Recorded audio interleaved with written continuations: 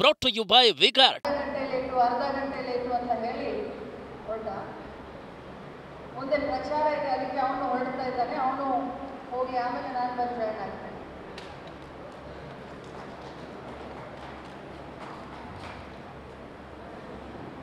ತಮ್ಮೆಲ್ಲರ ಕ್ಷಮೆಯನ್ನು ಕೇಳ್ತಾ, ವೇದಿಕೆ ಮೇಲೆ ಬಹಳಷ್ಟು ಗುರು ಹಿರಿಯರಿದ್ದಾರೆ.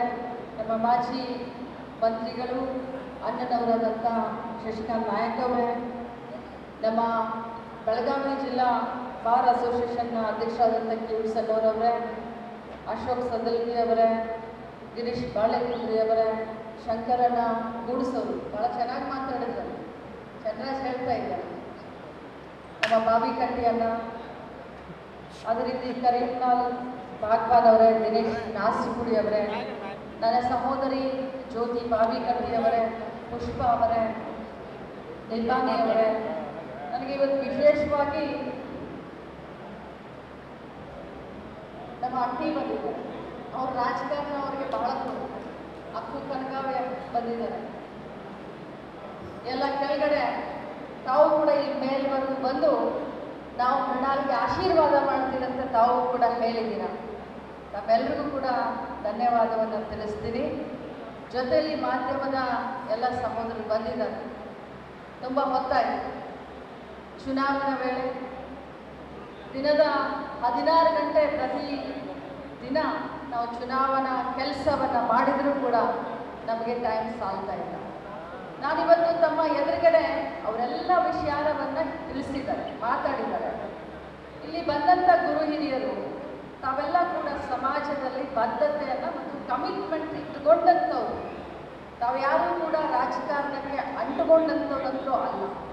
ಒಂದು ಸಾಮಾಜಿಕ ಕಾಳಜಿಯನ್ನು ಇಟ್ಕೊಂಡು, ಸಾಮಾಜಿಕ ಬದ್ಧತೆಯನ್ನು ಇಟ್ಕೊಂಡು ಇಲ್ಲಿ ತಾವು ಬಂದಿದ್ದೀರ. ಬೆಳಗಾವಿ ಭವಿಷ್ಯ ಏನು, ಮುಂದಿನ 25 ವರ್ಷಕ್ಕೆ, 5 ವರ್ಷಕ್ಕೆ, 10 ವರ್ಷಕ್ಕೆ ನಮ್ಮ ಬೆಳಗಾವಿಯ ಭವಿಷ್ಯವೇನು ಅನ್ನುವಂಥ ಒಂದು ಚಿಂತನೆ ಇಟ್ಕೊಂಡು ತಾವೆಲ್ಲರೂ ಇಲ್ಲಿ ಬಂದಿದ್ದೀರ. ನಾನು ಇಷ್ಟೇ ಹೇಳಲಿಕ್ಕೆ ಬಯಸ್ತೇನೆ, ಕರ್ನಾಟಕ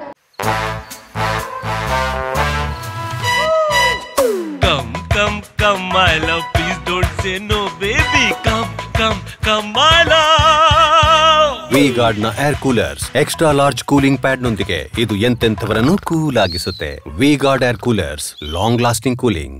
ರಾಜ್ಯದಲ್ಲಿ ಇವತ್ತು ಕಾಂಗ್ರೆಸ್ ಪಕ್ಷದ ಸರ್ಕಾರ, ತಮ್ಮೆಲ್ಲರ ಒಂದು ಆಶೀರ್ವಾದದಿಂದ, ಬೆಳಗಾವಿ ಗ್ರಾಮೀಣ ಮತಕ್ಷೇತ್ರದ ಮತದಾರರ ಆಶೀರ್ವಾದದಿಂದ ಇವತ್ತು ನಾನು ಮಂತ್ರಿಯಾಗಿ ಕೆಲಸ ಮಾಡ್ತಾ ಇದ್ದೀನಿ. ಪ್ರಾಮಾಣಿಕವಾಗಿ ಇಡೀ ಕರ್ನಾಟಕ ರಾಜ್ಯದಲ್ಲಿ 1,20,00,000 ಕುಟುಂಬಗಳಿವೆ. ಬಂಧುಗಳೇ, ತಾವೆಲ್ಲ ಕಲ್ತಂಥವ್ರಿದ್ದೀರ. 1,20,00,000 ಮಹಿಳೆಯರಿಗೆ ಇವತ್ತು ಗೃಹಲಕ್ಷ್ಮಿಯನ್ನು ಪ್ರತಿ ತಿಂಗಳು ಮುಟ್ಟಿಸುವಂಥ ಒಂದು ಜವಾಬ್ದಾರಿ ನಾನು ಹೊತ್ಕೊಂಡಿದ್ದೀನಿ.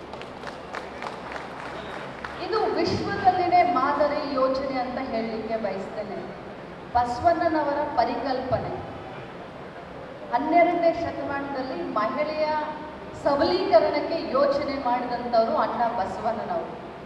ಅಂಥವರ ಒಂದು ಪರಿಕಲ್ಪನೆ ಇವತ್ತು ಸ್ವಾರ್ಥಕತೆ ಮುಟ್ತಾ ಇದೆ ಈ ಗೃಹಲಕ್ಷ್ಮಿ ಯೋಜನೆಯಿಂದ ಅಂತ ಹೇಳಿ ನನಗೆ ಖುಷಿ ಆಗುತ್ತೆ. ಯಾಕಂತಂದರೆ ಕರ್ನಾಟಕ ರಾಜ್ಯದ ಕಡೆಯ ಮಹಿಳೆಗೂ ಇವತ್ತು ಗೃಹಲಕ್ಷ್ಮಿಯ 2,000 ರೂಪಾಯಿ ಹೋಗಿ ತಲುಪ್ತಾ ಇದೆ. ಇದು ನಮ್ಮ ರಾಜ್ಯದ ಜನಪ್ರಿಯ ಯೋಜನೆಗಳಲ್ಲಿ ಒಂದು. ಸಾಮಾನ್ಯ ಜನರ ಸಾಮಾನ್ಯ ಬದುಕನ್ನು ಹಸನಾಗಿ ಮಾಡಬೇಕು ಅನ್ನೋದೇ ಕಾಂಗ್ರೆಸ್ ಪಕ್ಷದ ಉದ್ದೇಶ. ಅದನ್ನು ನಾವೆಲ್ಲ ಮಾಡ್ತಾ ಇದ್ದೀವಿ. ಪ್ರಸ್ತುತ ಕಾಲಘಟ್ಟದಲ್ಲಿ ಬೆಳಗಾವಿ ಪಾರ್ಲಿಮೆಂಟ್ ಚುನಾವಣೆ ಇನ್ನು 20 ದಿನ ಉಳಿದಿದೆ. ಇವತ್ತಿನ ದಿನ ಒಂದು ಬಿಟ್ಟರೆ ಇನ್ನು 19 ದಿನ ಉಳಿದಿದೆ. ನಾನಂತರೂ ಬೆಳಗಾದರೆ ಒಂದು ದಿನ ಮೈನಸ್ ಮಾಡಿ ಹೊರಗಡೆ ಹೋಗ್ತೀನಿ. ಇನ್ನು 19 ದಿನದಲ್ಲಿ ಮುಂಬರುವಂಥ 5 ವರ್ಷಕ್ಕೆ ನಮ್ಮ ಪಾರ್ಲಿಮೆಂಟರಿಯನ್ ಯಾರು ಆಗಬೇಕು, ಬೆಳಗಾವಿಯ ಸಂಸದರು ಯಾರಾಗಬೇಕು ಅನ್ನೋದನ್ನ ನಾವೆಲ್ಲ ವಿಚಾರ ಮಾಡ್ತೀವಿ. ಸುಮ್ಮನೆ ಹೋಗಿ ನಮ್ಮ ಅತ್ಯಮೂಲ್ಯವಾದಂಥ ಮತದಾನವನ್ನು ಮಾಡೋದು ಸೂಕ್ತ ಅಲ್ಲ. ಅಥವಾ ಯಾರು ಬಂದ್ರೇನು ಯಾರು ಬಿಟ್ರೇನು ನಮಗೆ ಸಂಬಂಧ ಇಲ್ಲ ಅಂತ ಹೇಳಿ ಮನೆಯಲ್ಲಿ ಕೂರೋದು ಕೂಡ ಸೂಕ್ತ ಅಲ್ಲ. ನಾವು ನೀವೆಲ್ಲ ದೇಶದ ಒಬ್ಬ ಜವಾಬ್ದಾರಿಯುತ ಆದಂಥ ಒಬ್ಬ ಸಿಟಿಜನ್, ಪ್ರಜೆಗಳು. ನಮ್ಮ ಕರ್ತವ್ಯವನ್ನು ನಾವು ಮಾಡಬೇಕಾಗುತ್ತೆ. ಇವತ್ತು ಬೆಳಗಾವಿಗೆ ಸಂಬಂಧಪಟ್ಟ ಹಾಗೆ ನಾನು ಬೆಳಗಾವಿ ಭಾವನಾತ್ಮಕವಾಗಿ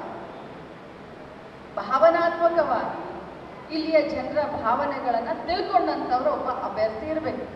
ಬೆಳಗಾವಿಯ ಸೊಗಡು ಯಾವ ರೀತಿ ಇದೆ, ಬೆಳಗಾವಿಯ ಕಲ್ಚರ್ ಯಾವ ರೀತಿ ಇದೆ, ಬೆಳಗಾವಿಯ ಮನಸ್ಥಿತಿ ಯಾವುದಿದೆ, ಇಲ್ಲಿ ಜನರ ಕಷ್ಟ ಏನು, ಇಲ್ಲಿಯ ಜನರ ಆಸೆಗಳೇನು, ಇದನ್ನೆಲ್ಲ ತಿಳ್ಕೊಂಡವರು ಈ ಭಾಗದ ಸಂಸದರ ಆಗಬೇಕು. Brought to you by Vigard.